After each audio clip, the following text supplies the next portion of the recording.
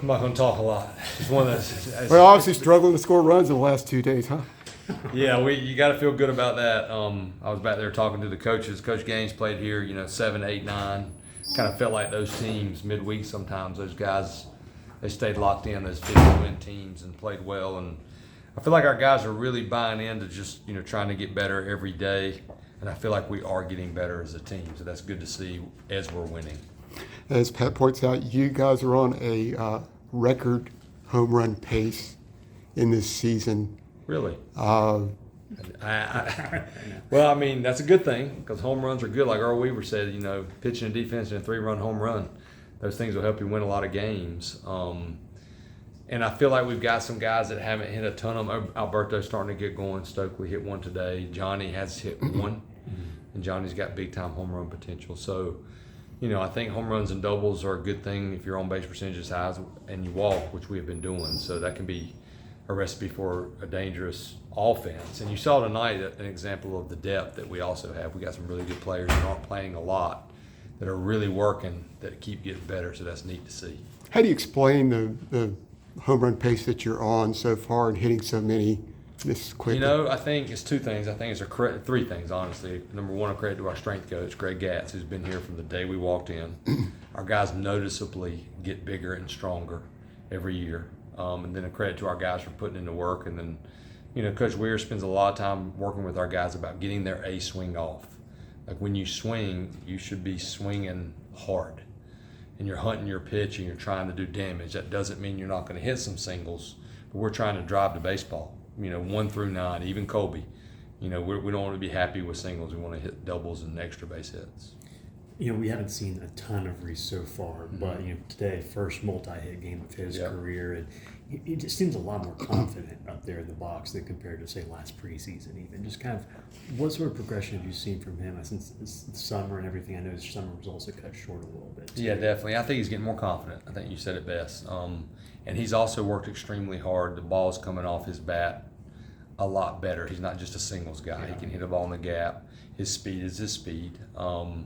But I thought Reece was pretty raw when he walked in here, just all around, even as a base runner. I thought he was fast, and I thought he played really hard. But now he's becoming a better baseball player, and that's a credit to him. But he's listening.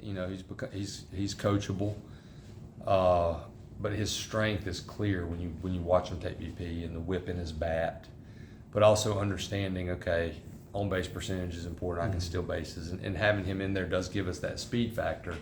And now he's able to hit, the ball in the gap, and he's worked hard to make himself a better outfielder as well because we take a lot of pride in our defense. Going off that a little bit, we've seen a lot of guys out there, and we've also talked a lot hypotheticals as well, including Stokely, but he might be maybe the most natural, I guess, of those options. How much of a benefit is that? Yeah, he's got the advantage of speed. Yeah. So he should be one of our top outfielders, and that's what I've talked to him about, like working your tail off, because all position players want to work hitting first. But he's getting a lot better. He's really improved. He's a better overall player in every aspect right now than he was at this point last year. And everybody wants it to happen like right now, and sometimes that's just not the case. But he's stuck with it, and he's had a good attitude, and there are a lot of things that he has to continue to improve on. But it's good to see him, getting the results of that hard work. Can you remember a team had so many batters who have power potential as you have? I feel like some of those teams, 06, 07, and 08, those 3 teams in a row. 08 really stands out because we were so much older. You had seniors like Flack and Seth Williams and Fedorovich was a junior. So we had some power on those teams as well. But just, I don't know if we've had it this much top to bottom, like guys, not just home run power, like over the net home run power. So yeah, it's one thing to have power, but it's also an added bonus when you have some guys that know what they're doing at the plate and they have a good approach, because then the power is going to play more. What about a game like this? They had 12 pitchers. It was also a bullpen day. It's kind of a weird. Yeah, and sometimes that can be difficult because everybody's giving you a different look. But our guys, the thing about baseball is you have to be patient sometimes. I know fans aren't patient, but the game, it takes 80, 90 at bats sometimes to get really, really true timing And you look at a guy like Osuna, and you look at a guy like Johnny, they just miss time. So you're starting to see that timing come back and be on fastballs. And our guys, top to bottom, have been doing a good job of not giving away at bats. And we're hard on them about that. No matter what the score is, we want you to have a quality at bat. Pretty solid outing there for Dalton coming in there. I mean, it's kind of Yeah. how important was it to kind of see that? It was important. I think he's a guy that over time, him and AC stand out, and Sandy, that they can start and they can really help us out of the bullpen in big situations. So, the rest of the year we only have one midweek game until the very end when we play Campbell and ECU. So it'll be a matchup thing with who we start midweek, between an AC, between a Pence or Sandy. For those guys, we need those guys to be really good for us out of the bullpen and give us depth. And I know that they all will. When Dalton's down in the zone and he works from down to up, he's going to be really hard to hit. Yeah. And the problem with him when he's been getting hit is he's been staying up. And that's not a hard adjustment for a hitter to make. And he's also added a cutter. He threw that for the first time tonight, which is going to help guys, keep those hitters honest and keep them off the fastball. Yeah. As good as it was to see AC put together that whole outing last night, 98 pitches. I mean, just how important, like you said, was it to get him kind of stretched out like that?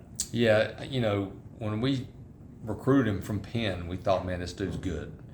And I just think he was trying so hard, which can happen. He wasn't just being his normal self. And at Virginia, obviously, you saw that. But we need him to be to start on Tuesday, throw 100 pitches, and then be ready to come out of the bullpen on Sunday like a Patrick Johnson did, like a Chris Munley did, because he's got that slider.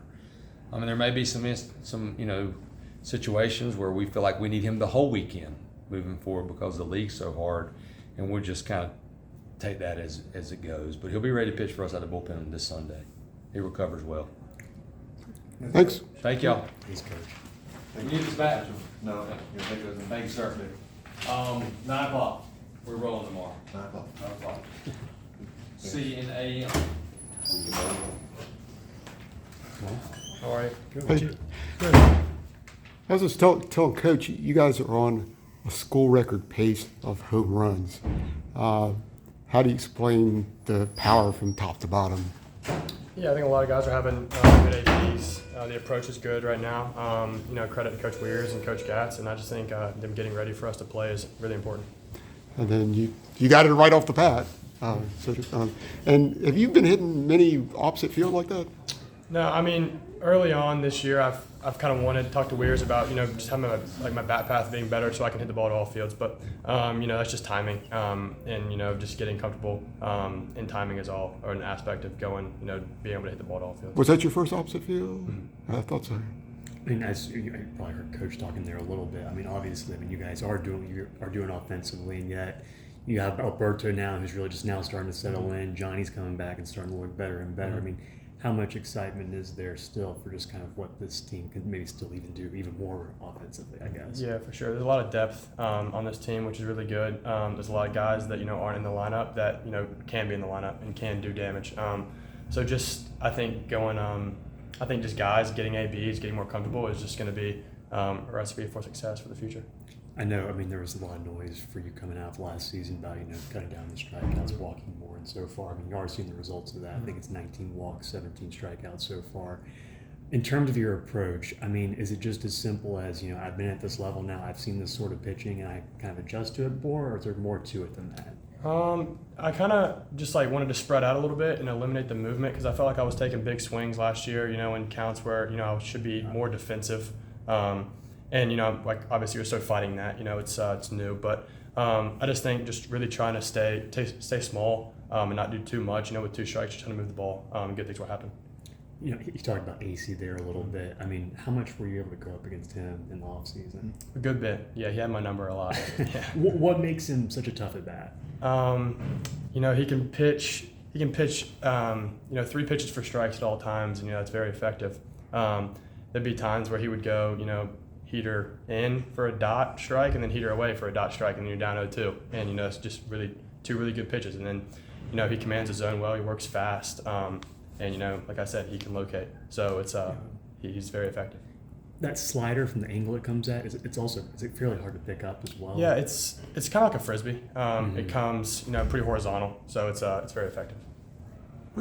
Thanks. Thanks, man.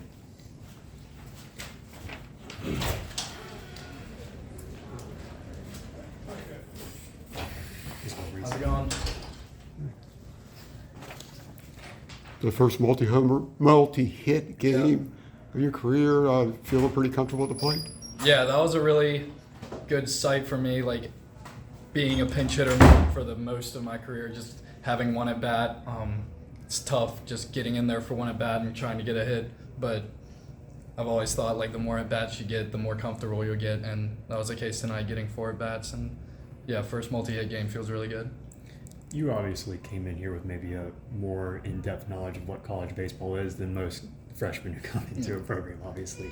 But even with that, I mean, as you're going through your own freshman year, I guess what sort of things were maybe sort of eye-opening to you that maybe you didn't exactly expect?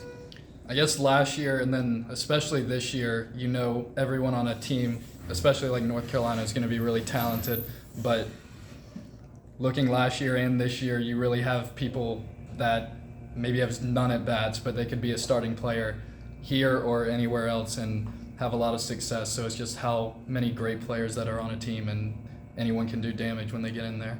Between all that, as well as I know your summer was also cut short a little bit as well. I mean, just kind of how did you, I guess, kind of approach this offseason and kind of take those chances to kind of get better in some ways? Yeah, I definitely wanted to get as many at-bats as I could coming off last year where I didn't have as many at-bats. And yeah, that got cut short due to injury, but I was able to go down where my dad coaches at College of Charleston and get a ton of work in with him, because even during the year I knew my swing needed some reshaping, and it's kind of hard to do when you're playing every day. So that was an opportunity to where I could just work every day and not have any pressure and just kind of reshape what I wanted my swing to be.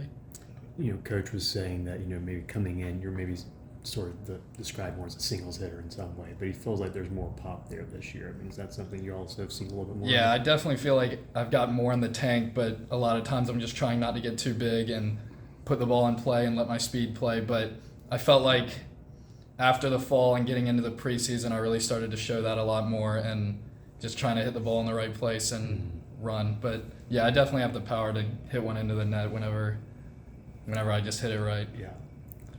Defensively, I mean, he also pretty complimentary just how far you've come along. In what ways do you think you've kind of grown the most over the last 2 years there? Yeah, I guess it's just a change from playing high school center field every day, and it's a lot different moving to a corner outfield spot. But yeah, just getting as many reps there as I can. Trying to, when you get more experience playing, you find that it slows down and you're not as tense. And if you make a mistake, it's not the end of the world. Just trying not to put the whole weight of the world on your shoulders. And yeah, more experience definitely helps. Yeah. Thanks.